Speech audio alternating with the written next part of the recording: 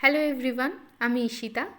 আজ তোমাদের সাথে একটা ম্যাঙ্গো আইসক্রিমের রেসিপি শেয়ার করব। গরমকাল পড়ে গেছে, এখন আইসক্রিম খেতে কিন্তু আমাদের বেশ ভালো লাগে।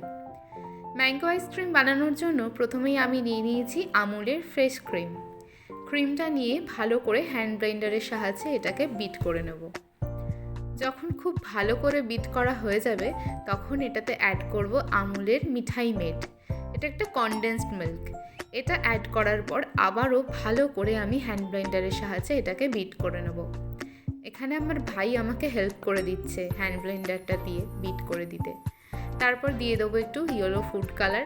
এটা তো আমার চকলেটেই লাগে, তো চকলেটের ওখান থেকেই আমি এটা ইউজ করে নিয়েছি। দিয়ে দেবো কিছুটা ম্যাঙ্গো এসেন্স আর দেবো কিছু আমসত্ত্ব কুচি। সব কিছু ভালো করে মিশিয়ে নিয়ে একটা কন্টেনারে এটাকে ঢেলে নেব। তারপর ওপর থেকে কিছু আমসত্ত্বের কুচি ছড়িয়ে দেব, দেখতে ভালো লাগবে এই কারণেই এটা করছি। তারপর সব কিছু দেওয়া হয়ে গেলে এটাকে আমি একটা ক্লিন র্যাপ দিয়ে ভালো করে মুড়িয়ে নেব। ডিপ ফ্রিজে যখন আইসক্রিমটা সেট হবে তখন যাতে না কোনো আইস ক্রিস্টাল জমা হয় সেই জন্যই কিন্তু ক্লিন র্যাপ দিয়ে এটাকে জড়িয়ে নিতে হবে। দেখো এখানে কিন্তু আমি এটা ক্লিন র্যাপ করে নিলাম। তারপরে আমি এটার কন্টেনারের ঢাকনাটা আটকে এটাকে ফ্রিজে রেখে দেবো প্রায় 7 থেকে 8 ঘন্টা আইসক্রিমটা সেট হওয়ার জন্য।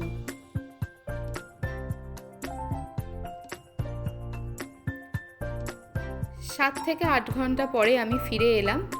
দেখো আইসক্রিমটা কিন্তু খুবই সুন্দরভাবে বসেছে। তো এখানে আমি দুটো আইসক্রিম বলে এটাকে সার্ভ করে নেব।